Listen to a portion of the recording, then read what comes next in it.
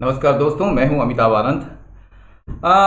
ये एडिटोरियल शुरू करने से पहले मैं आपसे कुछ कहना चाहूँगा। ऐसे तो इस एडिटोरियल को करके एक संतुष्टि होती है, क्योंकि मैं इसलिए करता हूँ इस एडिटोरियल को। हालांकि इसमें जो है व्यूज़ बहुत ही कम आते हैं। ये मैं पहले ही एक्सेप्ट करता हूँ इस बात को। लेकिन ये केवल उन सीरियस स्टूडेंट के लिए है जिनका आज न कल जो है रिजल्ट होने वाला है, केवल उन्हीं के लिए है और वे इनसे लाभान्वित भी हुए हैं। ये जो एडिटोरियल है वो नॉन सीरियस स्टूडेंट के लिए तो है ही नहीं, जो केवल आते हैं केवल ये जतलाने के लिए कि चलो इंग्लिश का क्लास करते हैं या इंग्लिश पढ़ते हैं, उनके लिए है भी नहीं ये। तो इसलिए कोई अफसोस की बात नहीं है।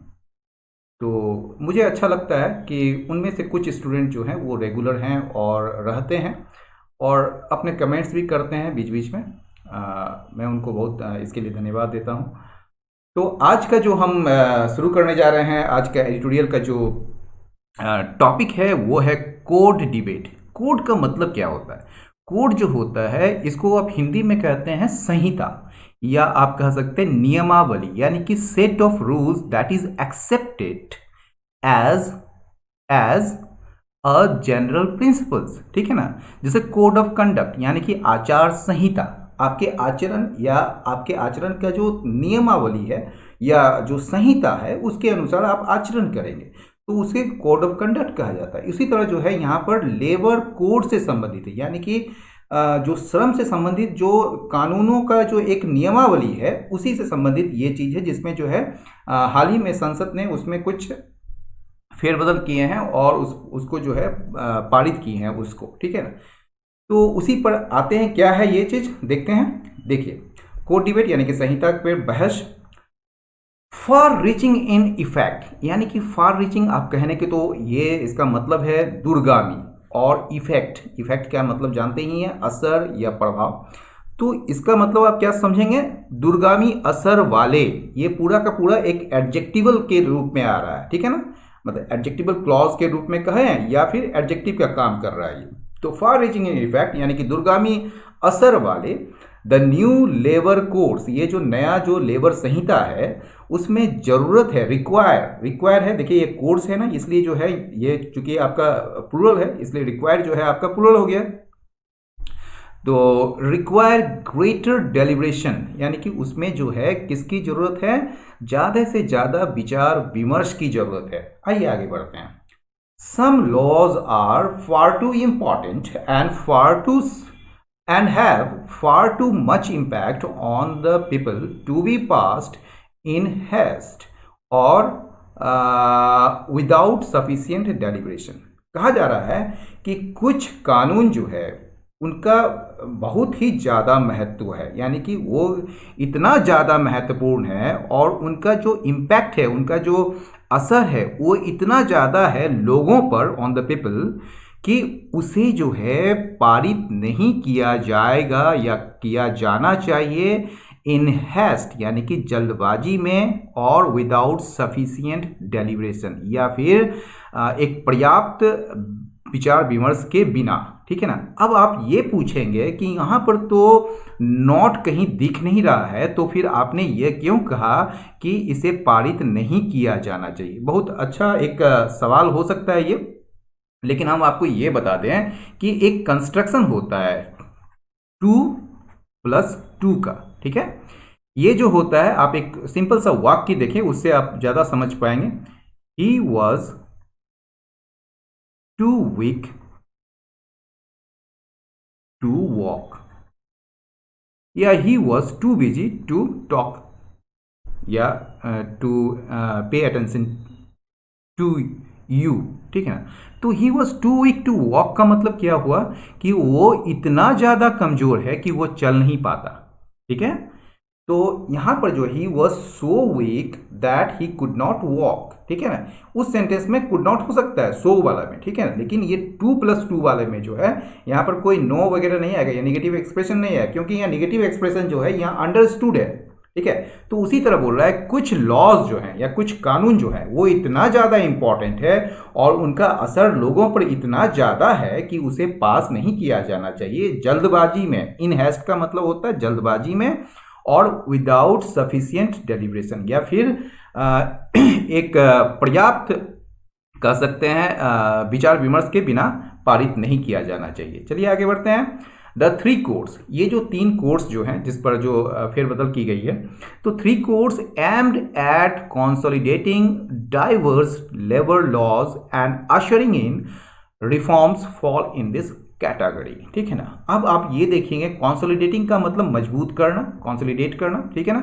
डाइवर्स का मतलब विविध कह सकते हैं या अलग अलग तरीके का, और अशर इन का मतलब होता है शुरुआत करना। तो यहाँ पर इसको कैसे समझेंगे, ये जो विभिन्न या विविध जो श्रम कानून है और श्रम कानूनों को मजबूत करना और रिफॉर्म्स यानी कि सुधार की शुरुआत करने के उद्देश्य से ये जो 3 कोर्स हैं, ये 3 संहिता जो है, ठीक है ना, कि ठीक है, मतलब कि 3 कोर्स जो है जिनका उद्देश्य है क्या करने का, डाइवर्स लेबर लॉज को कंसोलिडेट करने का और रिफॉर्म्स लाने का, इसी कैटेगरी में आते हैं, इसी श्रेणी में आते हैं ये तीनों कोर्स। मतलब कौन से श्रेणी में, कि ये बहुत ही ज़्यादा इम्पॉर्टेंट है और इसे जो है बिना सफिशिएंट डेलिब्रेशन के पास नहीं किया जाना चाहिए, इस कैटेगरी में आते हैं। तो बड़ा इंपॉर्टेंट कैटेगरी में आते हैं। तो वही चीज़ बोल रहा है कि ये जो डाइवर्स लेबर लॉज है यानी कि विविध जो कह सकते हैं श्रम कानूनों को मजबूत करने और या उसको समेकित करने या और जो है रिफॉर्म्स की शुरुआत करने यानी कि सुधार की शुरुआत करने के लिए उद्देश्य से जो 3 कोर्स जो लाए गए हैं वो इसी कैटेगरी में है, इसी श्रेणी में है। The course were passed in both houses, ठीक है, after a limited debate and in the absence of the opposition. यानी कि ये जो कोर्स हैं, ये तीनों कोर्स जो हैं उनको पारित कर दिया गया दोनों सदनों में आफ्टर अ लिमिटेड डिबेट, एक सीमित बहस के बाद, और कब, in the absence of the opposition यानी कि विपक्ष के अनुपस्थिति में। द इंडस्ट्रियल रिलेशंस कोड, अब ये आपको बता रही है कौन कौन सा कोड है। The industrial relations code, the social security and the occupational safety health and working condition code 2020 are unupdated versions of the respective codes of 2019 which were scrutinized by a standing committee। अब इसको आप देखिए क्या क्या code है। एक पहला code है इंडस्ट्रियल रिलेशंस कोड यानी कि औद्योगिक संबंध संहिता। दूसरा कोड है क्या, द सोशल सिक्योरिटी कोड यानी कि सामाजिक सुरक्षा संहिता।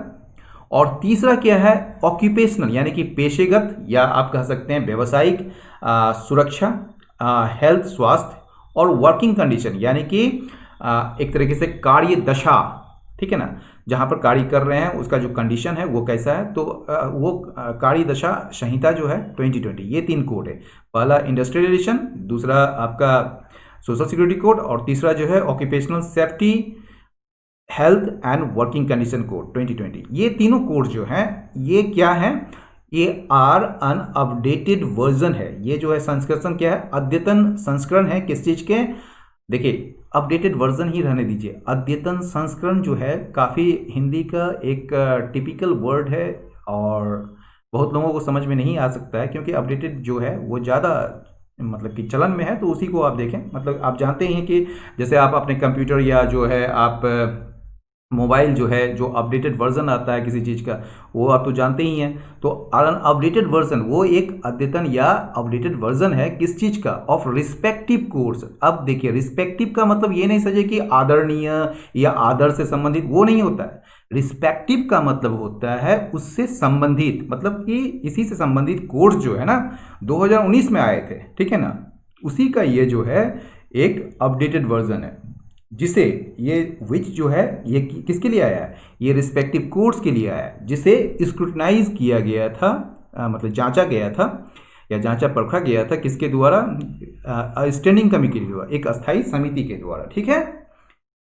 Therefore, there is considerable merit in the argument that the fresh drafts introduced a few days before their passage ought to have been sent back to the panel for an assessment. ठीक है, इसलिए therefore मतलब जानते ही हैं, इसलिए there is considerable merit, इसके पीछे काफ़ी वजन है, इस आर्ग्यूमेंट में, इस तर्क में काफ़ी वजन है कि दैट द फ्रेश ड्राफ्ट्स, ये जो ताज़ा मसौदा है या ड्राफ्ट्स जो है जिसे कि इंट्रोड्यूस किया गया था, लाया गया था a few days before their passage, उसको पारित करने के कुछ दिन पहले लाया गया था, ये फ्रेश ड्राफ्ट्स को जो है भेजा जाना चाहिए था, भेजा नहीं गया लेकिन भेजा जाना चाहिए था, ought to have been sent back, किसको भेजा जाना है, टू द पैनल, पैनल को भेजा जाना चाहिए, किसके लिए, फॉर एन असेसमेंट, मूल्यांकन के लिए। ठीक है, इट इज सिग्निफिकेंट, ये बड़ा महत्वपूर्ण है, that the most contentious feature the increase in the threshold for an establishment to seek government permission before closure, lay off और retrenchment from units that employ 100 workers to 300 was not found in the 2019 draft but has been introduced now। इसको जरा अच्छा से समझिएगा, जरा सा typical construction है ये, खासकर ये जो अंदर में जो दिया हुआ है। इट इज़ सिग्निफिकेंट, ये काफ़ी महत्वपूर्ण है, बड़ा रोचक है, यह मतलब कि महत्वपूर्ण है कि दैट द मोस्ट कंटेंसियस, सबसे ज़्यादा विवादास्पद जो लक्षण है, ठीक है, वो क्या है वो देखते हैं। The increase in the threshold, threshold क्या होता है, एक तो आप कहते हैं देहरी होता है आपका, ठीक है, डेवड़ी या फिर आपका जो इंट्रेंस जिसको कहते हैं, ठीक है ना, लेकिन यहाँ पर जो इन द थ्रेशोल्ड का मतलब होता है ये सीमा, ठीक है ना, सीमा जो होता है ना, एक हद, एक सीमा जो होती है, तो इंक्रीज इन द थ्रेशोल्ड, सीमा में बढ़ोतरी की गई है। अब किसकी सीमा में बढ़ोतरी की गई है, अभी आपको बताते हैं किसके लिए बढ़ोतरी की गई है। फॉर एन इस्टेब्लिशमेंट, इस्टेब्लिशमेंट का मतलब यहाँ समझिए कंपनी वगैरह या प्रतिष्ठान कहिए, ठीक है ना, उनके लिए ये सीमा में बढ़ोतरी की गई है। ये किस चीज़ के लिए, मतलब किस चीज़ में, तो टू सीक गवर्नमेंट परमिशन, यानी कि सरकारी अनुमति लेने के लिए, किसके पहले, बिफोर क्लोजर, बंद करने से पहले, या ले ऑफ, छटनी करने से पहले, या रिट्रेंचमेंट, ये भी एक प्रकार का छटनी ही होता है, लेकिन इसमें जो है कई सारे चीज़ होते हैं, जैसे कि नई नियुक्तियां बंद हो जाती है, या फिर जो है आप कह सकते हैं उसमें जो इन्वेस्टमेंट है वो कम कर दिया जाता है, बहुत चीज़ों को देखते हुए। फ्रॉम यूनिट्स, तो कहा जा रहा है कि दैट एम्प्लॉय 100 वर्कर्स। अब क्या कहा जा रहा है, आप देखिए, इसको समझने की कोशिश कीजिए। ये 100 वर्कर्स टू 300 की बात नहीं है यहाँ पर, यहाँ बात ये हो रही है कि अब इस्टेब्लिशमेंट को जो है, कंपनी को जो है गवर्नमेंट परमिशन लेनी पड़ेगी, कब, जब वो अपने यूनिट्स को, जब वो अपने यूनिट्स को जिसमें 100 श्रमिक कार्यरत हैं, ठीक है ना, वो यूनिट को जिसमें 100 श्रमिक कार्यरत हैं, उनको मतलब उसको जो है उस यूनिट को बंद करने या उस यूनिट से छटनी करने, या फिर उस यूनिट में जो है रिट्रेंचमेंट करने के पहले जो है गवर्नमेंट से परमिशन लेनी पड़ेगी। कब, जब ये, अब जो पहले 300 मतलब 100 था, अब वो 300 कर दिया गया, वो थ्रेशोल्ड को 300, पहले 100 में ही, यानी कि जब 100 आपका हो जाता है या 100 से ऊपर होने पर, ठीक है, गवर्नमेंट की परमिशन लेनी पड़ती थी भैया कि आप क्लोजर कर रहे हैं कंपनी को या यूनिट्स को, या ले ऑफ कर रहे हैं या रिट्रेंचमेंट कर रहे हैं, तो 100 में ही जो है आपको गवर्नमेंट की परमिशन लेनी पड़ती थी। लेकिन अब सरकार क्या किया है, सरकार ने उस थ्रेशोल्ड को जो 100 था उसको अब 300, अब यानी कि 300 के ऊपर होने पर, यानी कि 300 से लेकर ऊपर जितना भी जा सकते हैं, ठीक है ना, उसमें जो है आपको अब गवर्नमेंट की परमिशन लेनी पड़ेगी। अब गवर्नमेंट की परमिशन 100 में नहीं लेनी पड़ेगी, याद रखिएगा इस बात को, इसलिए बोल रहे हैं कि ये बड़ा टिपिकल स्ट्रक्चर है, इसको समझने की कोशिश कीजिए। The increase in the threshold, threshold में यानी कि सीमा में जो बढ़ोतरी है इस्टेब्लिशमेंट के लिए, कि वो जो है सरकार से परमिशन ले क्लोजर के पहले, ले ऑफ के पहले या रिट्रेंचमेंट के पहले उन यूनिट से, ठीक है ना, जिसमें कि 100 मजदूर या 100 कामगार कार्य करते हैं, अब उसको जो है इंक्रीज कर दिया गया है, 100 से बढ़ाकर 300 कर दिया गया। मतलब कि अब जो है सरकार से अनुमति लेनी पड़ेगी तब एस्टेब्लिशमेंट को, जब उस यूनिट्स में 300 या 300 से ऊपर जो है कामगार काम कर रहे होंगे तब। तो इससे क्या होगा कि अब जो है जो एस्टेब्लिशमेंट है वो 300 से नीचे वाले जो जितने भी कंपनी या यूनिट्स होंगे वो कभी भी अपने मन से वो बंद कर सकते हैं, उसको हटा सकते हैं। तो ये बात हो रही है। तो ये जो है, ये जो कंटेंसस फीचर जो है वाज नॉट फाउंड, ये नहीं पाया गया था कब, 2019 के ड्राफ्ट में, but has been introduced now, लेकिन इसे जो है लाया गया है अब। This gives establishments greater freedom in their termination and exit decisions. और यह जो है अभी बताए थे आपको, दिस गिव्स एस्टैब्लिशमेंट, ये जो है कंपनियों को क्या करती है, एक ग्रेटर फ्रीडम देती है, ठीक है, एक ज़्यादा स्वतंत्रता देती है उसको अपने टर्मिनेशन में, मतलब किसी को भी हटा सकते हैं, या फिर एग्जिट डिसीजन, या फिर वो जो है एग्जिट कर सकती है, यूनिट को बंद कर सकती है। तो उस डिसीजन में जो है उसको ग्रेटर फ्रीडम मिलता है इससे एस्टैब्लिशमेंट को। No one disagrees with the basic objectives of amalgamating, simplifying and rationalizing labor laws। ठीक है ना, कोई भी व्यक्ति असहमत नहीं होता है कोई भी व्यक्ति क्या करता है, असहमत, यानी कि कोई भी व्यक्ति इस बात से सहमति प्रदान करेगा। मतलब कि इसको अगर आप देखिए, यहां पर नो है और ये भी जो है निगेटिव है, ठीक है ना, यानी कि वन एग्रीज, यानी कि कोई भी व्यक्ति इससे सहमत होगा, यानी कि नो वन डिसएग्रीज का मतलब क्या हो गया, कोई भी व्यक्ति इससे असहमत नहीं होगा। किस चीज से, विद द बेसिक ऑब्जेक्टिव, किस चीज से असहमत नहीं होगा, जो मूल या आधारभूत जो उद्देश्य है, उद्देश्य किस चीज का है, उद्देश्य है श्रम कानूनों को क्या करने का, एमलगेमेटिंग करने का। एमलगेमेट का मतलब क्या होता है, यूनाइट करने का, उसको एक जगह रखने, समेकित करने का। सिंप्लीफाइंग करने का मतलब सरलीकरण करने का उसको, या सरल करने का। और तर्क संगत बनाने का, रैशनलाइजिंग करने का, ठीक है ना। तो इस बेसिक ऑब्जेक्टिव से किसी को भी असहमति नहीं हो सकती है। हाउएवर, हालांकि the very fact that involves a voluminous body of legislation should have meant that the final version was widely discussed with the stakeholders and given sufficient time and opportunity to give their views। हालांकि ये एक जो तथ्य है, जो एक fact है, जिसमें कि यह इन्वॉल्व है क्या, वॉल्यूमिनस बॉडी ऑफ लेजिस्लेशन, यानी कि जिसमें जो है कई सारे, वॉल्यूमिनस मतलब कि बहुत सारे, डिटेल्ड कह सकते हैं, बॉडी ऑफ लेजिस्लेशन, जिसमें कानून का जो है एक मतलब कई विस्तृत उसमें जो है कानून की दरकार है। तो वो वेरी फैक्ट जो है, वो जो वेरी का मतलब यहाँ पर देखिए, ये वेरी जो है जनरली हम जानते हैं कि एडवर्ब होता है, लेकिन वेरी जो है यहाँ पर एडजेक्टिव है। जैसे it happens before my very eyes, ये मेरे ही आंखों के सामने हुआ, ठीक है ना। तो वेरी का मतलब किसी में आप जोर डालना है। तो ये जो है हाउएवर द वेरी फैक्ट, ये तथ्य ही जिसमें कि कई सारे लेजिस्लेशन की मौजूद है उसमें, मतलब उसमें शामिल है कई सारे, मतलब वॉल्यूमिनस बॉडी ऑफ लेजिस्लेशन शामिल है। इसका मतलब होना चाहिए था, ये जो है इसका मतलब होना चाहिए था, क्या होना चाहिए था, मतलब दैट द फाइनल वर्जन, ये जो है अंतिम जो संस्करण है, इसका अंतिम वर्जन जो है उसे वाइडली डिस्कस किया जाना चाहिए था।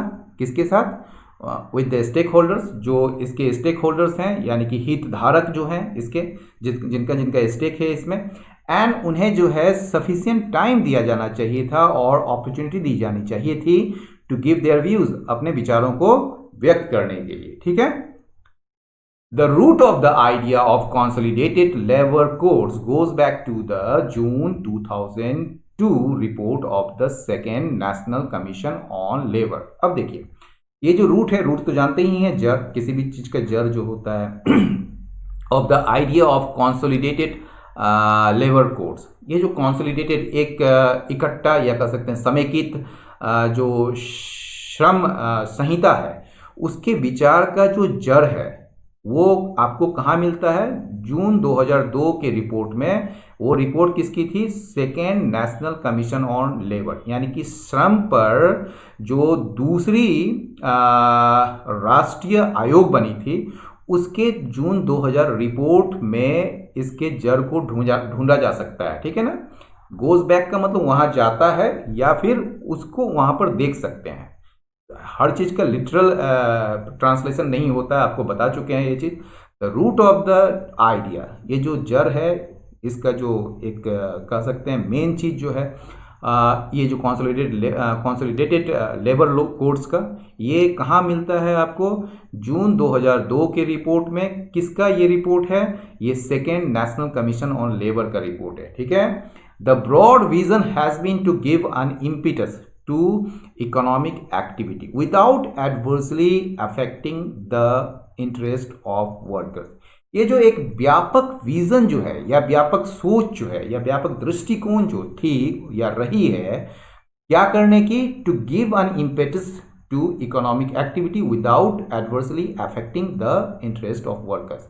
यानी कि एक व्यापक सोच जो यह रही है कि मजदूरों को या मजदूरों के हितों को एडवर्सली बिना प्रतिकूल रूप से प्रभावित किए बिना, ठीक है ना, मजदूरों के इंटरेस्ट को, मजदूरों के हितों को बिना प्रतिकूल रूप से प्रभावित किए, प्रतिकूल रूप से प्रभावित किए बिना इकोनॉमिक एक्टिविटी को, यानी कि आर्थिक गतिविधियों को बढ़ाने की रही है, ठीक है ना। यानी कि ब्रॉड विजन क्या रही है, क्या सोच रही है, एक व्यापक सोच क्या रही है इसके पीछे?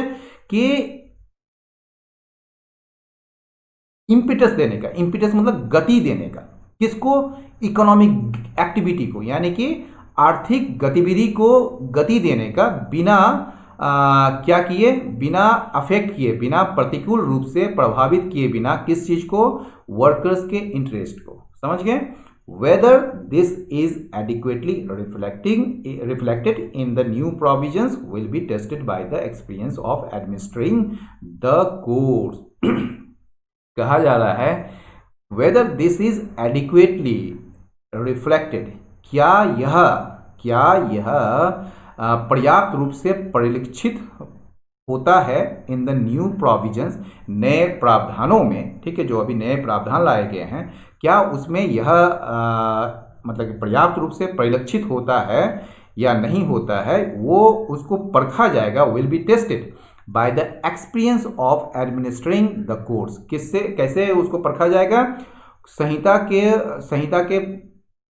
संहिता का जो प्रशासन के अनुभव से, संहिता का जो प्रशासन, एडमिनिस्टर मतलब होता है क्या करना?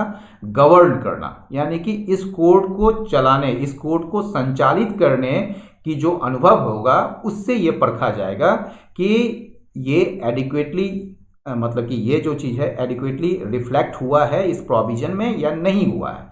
वो क्या है? वो दिस किसके लिए आया है? दिस जो आया है आपका किसके लिए? इस चीज के लिए, ये पूरा का पूरा वाक्य के लिए कि इकोनॉमिक एक्टिविटी को इम्पिटस देना है बिना वर्कर्स के इंटरेस्ट को नुकसान पहुंचाए हुए, ठीक है ना। और positive feature is that the social security code promises the establishment of social security funds for unorganized workers as well as gig and platform workers, and also says their welfare would be addressed by the National Social Security Board। एक जो सकारात्मक जो विशेषता है या लक्षण जो है वो क्या है इस चीज का? इज दैट, वो क्या है कि is that the social security code, ये जो सोशल सिक्योरिटी कोड है, एक तो कोड बताए थे 3 कोड है, तो ये इसमें जो एक सोशल सिक्योरिटी कोड जो है ये वादा करता है, ठीक है, क्या वादा करता है? The establishment of social security funds, यानी कि सोशल सिक्योरिटी फंड्स के स्थापना की या उसको बनाए जाने के प्रॉमिस करता है, यानी कि वादा करता है एक तरीके से। सोशल सिक्योरिटी फंड्स क्या है? यानी कि सामाजिक सुरक्षा निधि, यानी कि जिससे जो है आपके सामाजिक सुरक्षा जो जितने भी मजदूरों का होता है या कामगारों का होता है उनके सामाजिक सुरक्षा की देखभाल की जाएगी, तो उसके लिए जो है फंड्स की जो है इस्टेब्लिश करना पड़ेगा। तो इसमें जो है सोशल सिक्योरिटी कोड में जो है एक पॉजिटिव फीचर, मतलब ये एक पॉजिटिव फीचर इसका क्या है कि सोशल सिक्योरिटी कोड जो है ये प्रॉमिस करता है कि एक सोशल सिक्योरिटी फंड्स का इस्टेब्लिश किया जाएगा, यानी कि उसको जो है बनाया जाएगा, किसके लिए? फॉर एन अनऑर्गेनाइज्ड, यानी कि असंगठित कामगारों के लिए, और साथ ही साथ किसके लिए, गिग के लिए। गिग मतलब होता है टेम्पररी, और गिग का मतलब एक और होता है, जैसे टमटम वाले होते हैं ना, उसको भी गिग कहते हैं, जो घोड़े गाड़ी चलाते हैं, ठीक है ना, एज वेल एज गिग यहाँ, लेकिन टेम्पररी समझिए। एंड प्लेटफॉर्म वर्कर्स, और प्लेटफॉर्म में काम करने वाले वर्कर्स के लिए भी। एंड ऑल्सो सेज, और यह भी कहता है, ये जो सोशल सिक्योरिटी कोड जो है, कि देयर वेलफेयर, कि उनकी जो कल्याण का जो समस्या है उससे उसका समाधान किया जाएगा किसके द्वारा, by the national social security board, यानी कि राष्ट्रीय सामाजिक सुरक्षा बोर्ड के द्वारा इसका समाधान या इसका हल किया जाएगा, ठीक है ना। A contentious section allows the appropriate government to exempt any new factory from all provisions of the code on occupational health, safety and working conditions। ये जो contentious section जो है, यानी कि एक विवादास्पद जो इसमें सेक्शन है, वो अलाउज करता है किसी भी अप्रोप्रिएट गवर्नमेंट को, किसी भी उचित या उपयुक्त सरकार को, कि वह एग्जेम्प्ट कर सकती है, किसी को छूट दे सकती है, किसी भी नए फैक्ट्री को, किसी भी नए कारखाने को, उन सारे प्रोविजंस से, उन सारे प्रावधानों से, कोड के, संहिता के उन सारे प्रावधानों से जो कि ऑक्यूपेशनल हेल्थ, सेफ्टी और वर्किंग कंडीशंस पर बनाए गए हैं। यानी कि ये जो तीसरा आपको बताया गया था कि ऑक्यूपेशनल हेल्थ यानी कि पेशागत या व्यावसायिक स्वास्थ्य सुरक्षा, और वर्किंग कंडीशन यानी कि जो कार्य दशा है, उस पर जो एक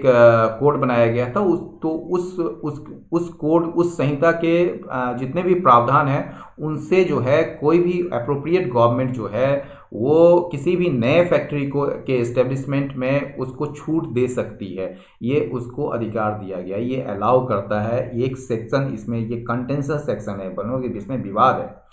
the threshold for considering any premises as a factory has also been raised from 10 to 20 workers without the use of power and from 20 to 40 with power। ये भी देखिए, ये जो सीमा है किस चीज का, for considering any premises as a factory, मतलब कोई भी बिल्डिंग, कोई भी प्रीमाइसिस जो है उसको फैक्ट्री के रूप में कंसीडर करने, उस विचार करने का जो थ्रेशोल्ड है, जो सीमा है, उसको भी जो है बढ़ा दिया गया है। कितना से, from 10 to 20 workers without the use of power. जहाँ पर बिजली की मतलब कि उपयोग नहीं होते हैं, जहाँ बिजली के प्रयोग नहीं होते हैं, ठीक है ना, तो वहाँ पर जो है वर्कर्स की संख्या अगर पहले 10 जो थी तो उसको कहा जाता था कि ये फैक्ट्री है, ठीक है ना। लेकिन अब क्या कर दिया है कि 20 उसके थ्रेशोल्ड को जो है 20 वर्कर्स कर दिया गया। मतलब अब जो है 20 या 20 से अधिक लोग काम करेंगे बिना पावर के यूज के, ठीक है ना, तो उसको फैक्ट्री का दर्जा दिया जाएगा, ठीक है। नहीं तो उससे कम वाले को जो है वो फैक्ट्री का दर्जा नहीं दिया जाएगा। तो ही कहा जा रहा है कि threshold for considering any premises, किसी भी प्रीमाइसेस को जो है फैक्ट्री के रूप में विचार करने का जो थ्रेशोल्ड सीमा है उससे बढ़ा दिया गया है 10 से अब कर दिया गया है 20 वर्कर्स, ठीक है ना।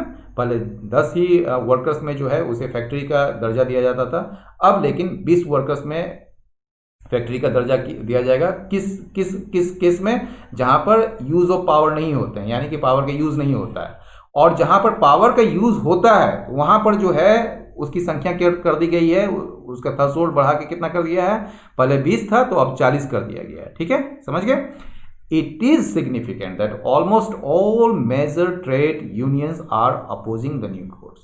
ये बड़ा महत्वपूर्ण है कि लगभग सारे जो बड़े ट्रेड यूनियंस हैं, ठीक है, वो जो है इस कोड्स को अपोज कर रहे हैं, उसका विरोध कर रहे हैं, ठीक है, व्यापार संघ।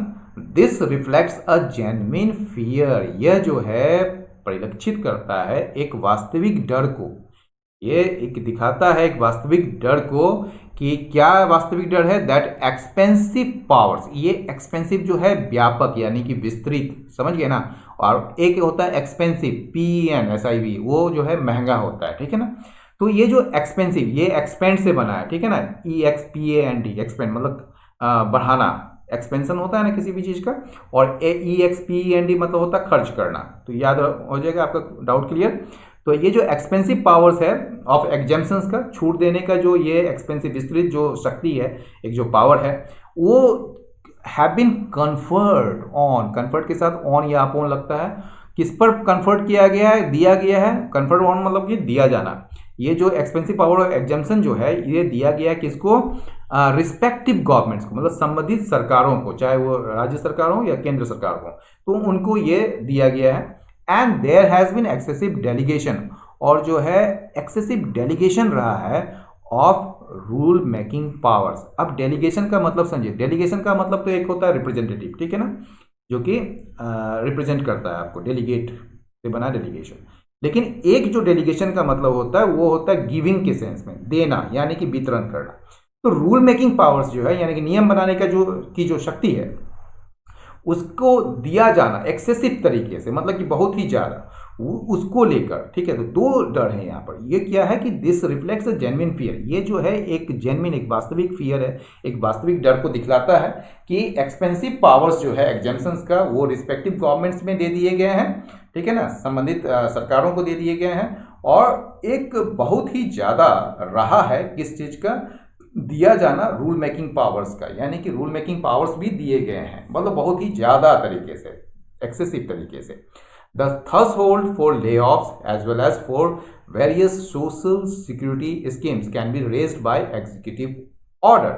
ये जो थ्रेशोल्ड है, ठीक है ना, ये जो सीमा है, किसके लिए, लेऑफ्स के लिए, लेऑफ्स यानी कि छटनी के लिए, एज वेल एज साथ ही साथ किसके लिए, वेरियस सोशल सिक्योरिटी स्कीम्स के लिए, यानी कि कई सारे जो सामाजिक सुरक्षा जो योजनाएं हैं उसके लिए जो थ्रेशोल्ड है। देखिए 4 दोनों जगह है, एज वेल एज 4 और थ्रेशोल्ड 4, ठीक है ना, 4 लेऑफ्स। तो थ्रेशोल्ड इसके लिए भी आया है और इसके लिए भी आया है, वेरियस सोशल सिक्योरिटी स्कीम्स के लिए। तो उन दोनों के लिए जो सीमाएं हैं वो बढ़ाए जा सकते हैं एग्जीक्यूटिव ऑर्डर के द्वारा, मतलब कि कार्यकारी आदेश के द्वारा। Safety standards can be changed, ये जो सेफ्टी स्टैंडर्ड्स हैं, यानी कि सुरक्षात्मक जो आप कह सकते हैं, जो मानक, सुरक्षा को लेकर जो मानक है, उनको भी बदला जा सकता है।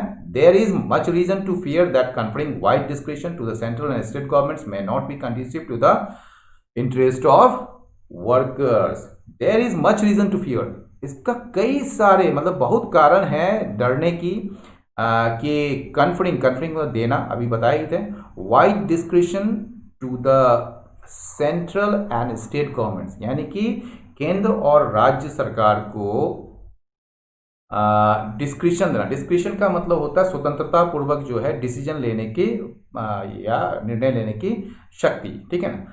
तो ये जो विस्तृत डिस्क्रिशन देना सेंट्रल और स्टेट गवर्नमेंट्स को, ठीक है ना, वो सही नहीं हो सकता है या उचित नहीं हो सकता है, किसके लिए, इंटरेस्ट ऑफ वर्कर्स के लिए, मतलब कामगारों के हितों के लिए वो उचित नहीं हो सकता है, मे नॉट बी, ठीक है ना, मे नॉट बी, यानी संभावना है, जो ये संभावना व्यक्त कर रहा है एडिटोरियल, ठीक है ना। तो कह रहा है कि बहुत ही ज़्यादा डरने की यह बात है कि वाइड डिस्क्रिप्शन को, यानी कि स्वतंत्र रूप से निर्णय लेने की जो शक्ति है वो प्रदान करना सेंट्रल और स्टेट गवर्नमेंट्स को इस मामले में, वो कॉन्ड्यूसिव नहीं हो सकता, यानी कि उचित नहीं हो सकता है वर्कर्स के इंटरेस्ट के लिए। तो आज का एडिटोरियल यहीं समाप्त हुआ दोस्तों, और आप अगर अच्छा लगे तो इसको शेयर कर सकते हैं, लाइक कर सकते हैं, और सब्सक्राइब करना चाहें तो जरूर कर सकते हैं। बहुत बहुत धन्यवाद, नमस्कार।